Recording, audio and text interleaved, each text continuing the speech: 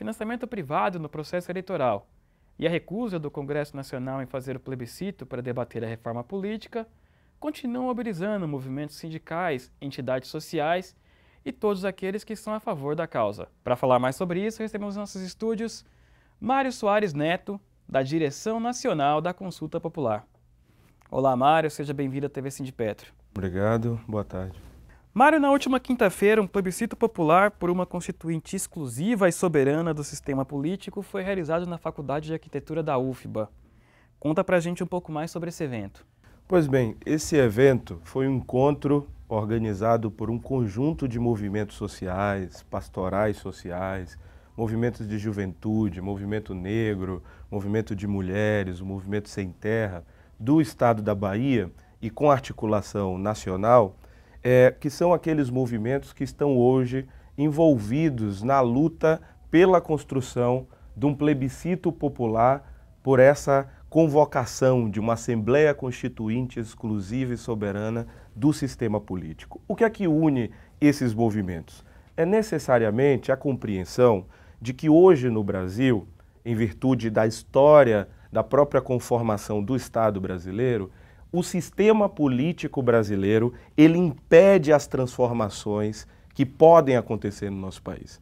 O sistema político é hoje uma barreira que inviabiliza que uma série de medidas que o povo tanto clama, que o povo tanto tem de anseio que seja conquistado, avancem. Por exemplo, a reforma agrária, que é a socialização da terra para os camponeses de modo popular, para que se possa produzir alimentos sadios e não se produzir agrotóxicos como se produz hoje, que envenena e adoece as pessoas, como a reforma urbana, destinando casas para as pessoas nas cidades que estão tomando cada vez mais proporções absurdas, numa sociedade de massa em que nós convivemos com inúmeros problemas na cidade e que garanta também o direito de ir e vir das pessoas. A reforma da educação, da saúde, dos meios de comunicação que são privados e seguem aglutinados nas mãos de poucas empresas e famílias, e que avance também, obviamente, em reformas como o próprio enfrentamento ao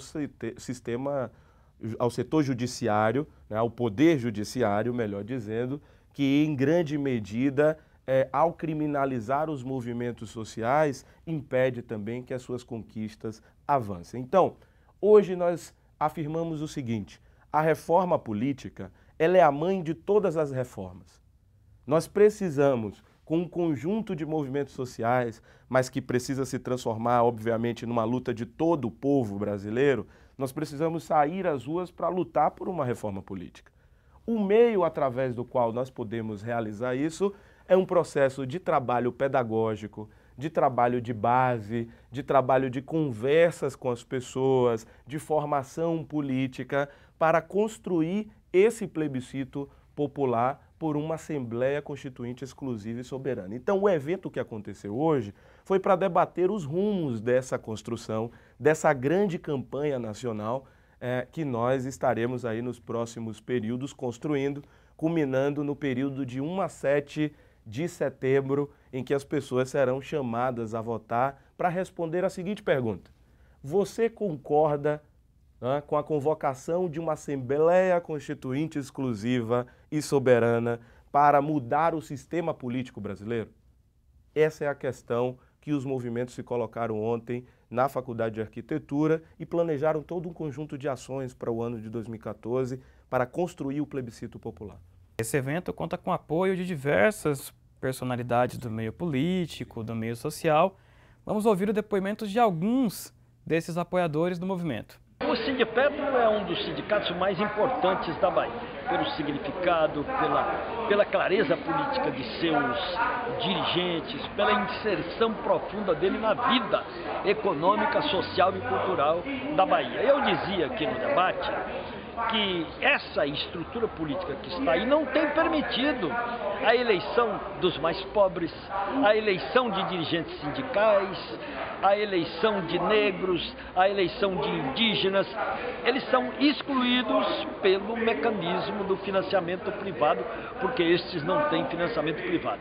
Portanto, aos sindicatos, que naturalmente muitos companheiros sindicalistas almejam chegar às câmaras municipais, às assembleias legislativas, à Câmara Federal, aos sindicatos interessa e profundamente uma reforma política para garantir a saúde da democracia brasileira e para garantir que os sindicatos tenham representações diretas também no Congresso Nacional, nas câmaras municipais, nas assembleias legislativas.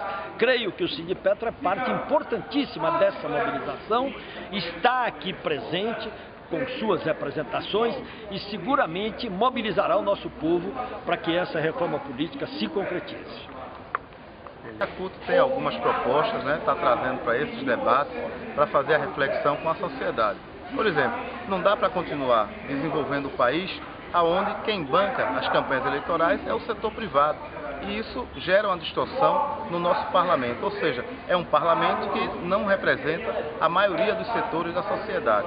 É por isso que a CUT engrossa o caldo da reforma política, da Constituição exclusiva, para que a gente possa ter eleições limpas nesse país, combatendo ainda mais a corrupção. Por isso que o debate da reforma política é a bola da vez e a CUT presente em todas as plenárias.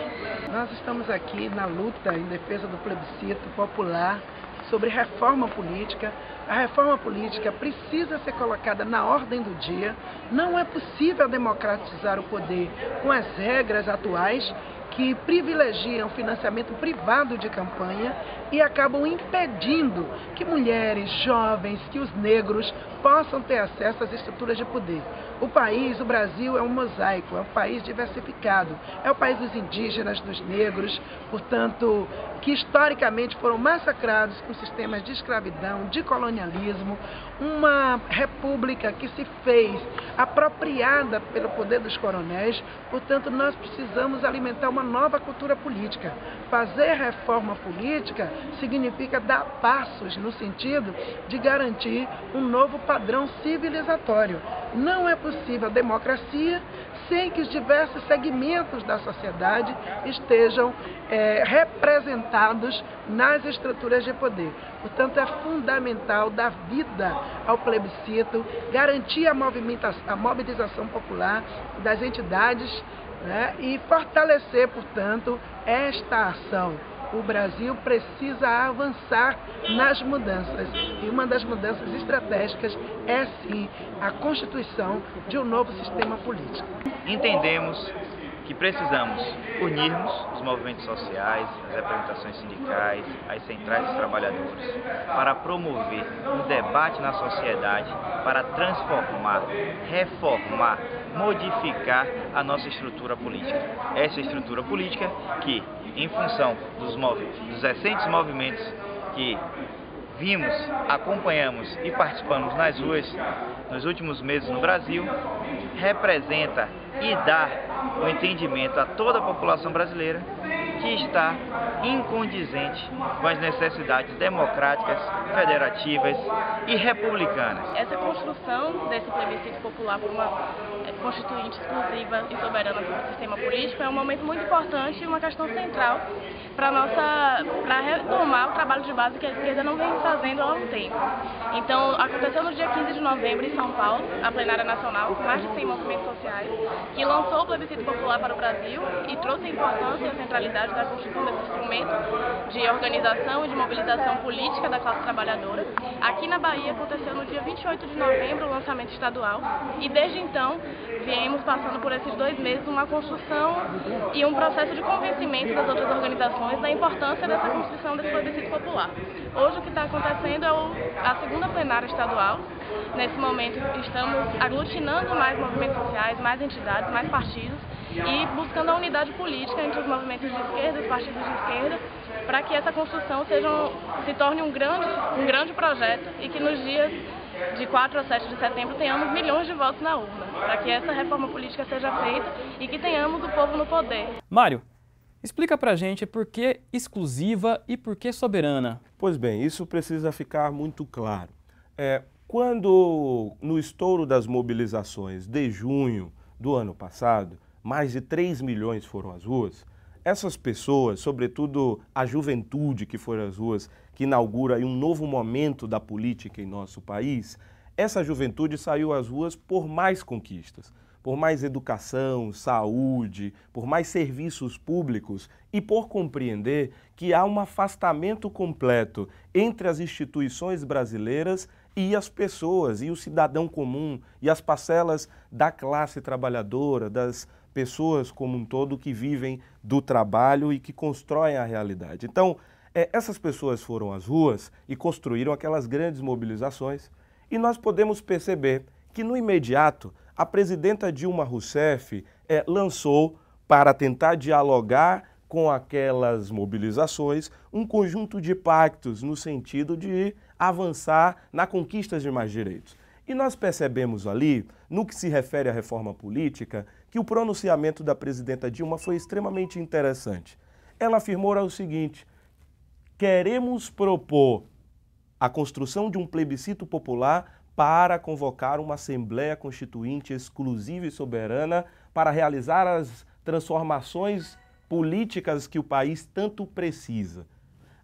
É interessante a gente perceber que, no imediato da proposta da presidenta, o Congresso, o PMDB, o STF se articulou para inviabilizar aquela proposta.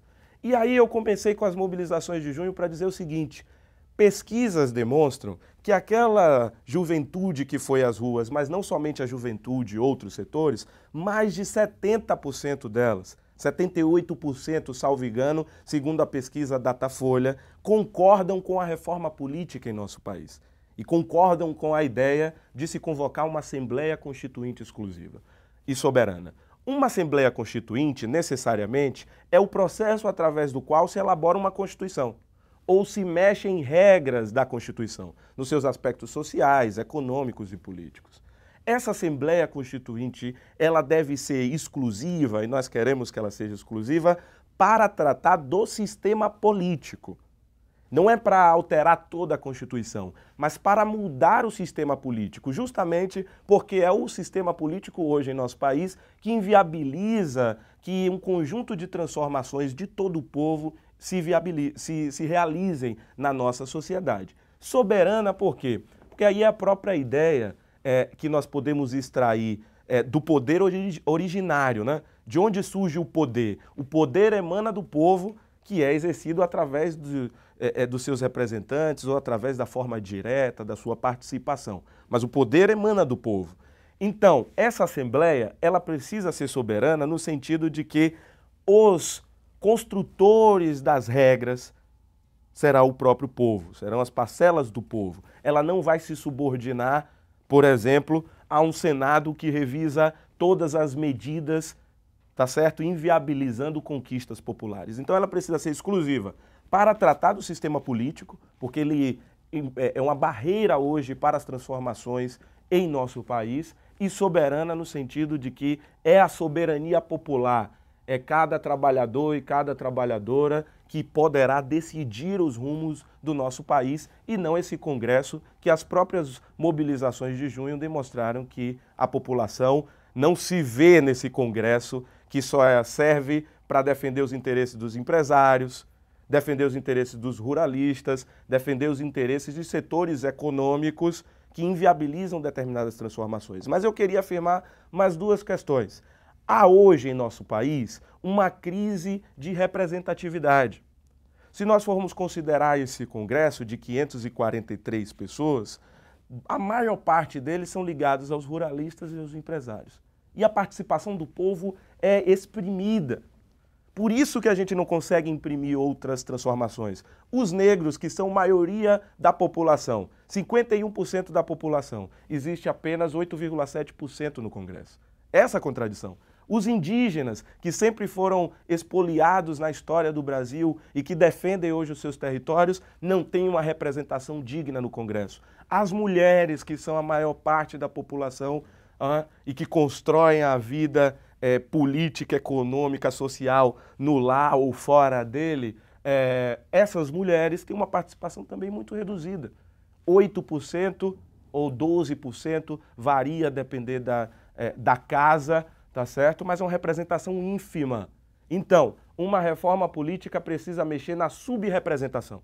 Os setores populares querem ter representantes dos seus próprios interesses e, para isso, nada mais é importante do que se construir como uma campanha nacional, um plebiscito que vai na escola, que vai no bairro, que vai na fábrica, tá certo? Que vai na universidade, que vai no assentamento, para dialogar com as pessoas, construir uma metodologia de trabalho para que nós consigamos chegar em Brasília para pressionar pela convocação de uma Assembleia Constituinte exclusiva e soberana, porque nós queremos mudar o sistema político. Sem mudar o sistema político, a vida do povo será muito sofrida. E não é isso que esses últimos governos progressistas apontam no sentido de maiores possibilidades. Então será das ruas, da mobilização do povo que nós conquistaremos essa transformação política. Mário, vocês estão lançando uma cartilha do plebiscito, é isso? Conta um pouco para a gente sobre isso. Esse material produzido por inúmeras pessoas que estão construindo essa campanha, tá certo? Ele está nos ajudando a difundir a ideia da reforma política e da transformação do sistema político em nosso país. Então é um material que está indo para as escolas, para as universidades, tá certo? Para os bairros, para inúmeros locais, para que as pessoas tenham um instrumento para debater a reforma política. Então aqui explicita um conjunto de ideias, tanto da história do nosso país como de passos em torno dessa luta. Foi construída, está sendo lançada uma segunda versão da cartilha, mas essa já está sendo distribuída para todo o país. Então é isso, companheiro e companheira. O Sindipetro Bahia, juntamente com outras entidades de classe, apoia esse movimento. Mário, obrigado pela sua presença na TV Sindipetro. Nos vemos nas próximas lutas. Obrigado, e espero que nas próximas conquistas. E para você, companheiro, companheira, um abraço e até a próxima.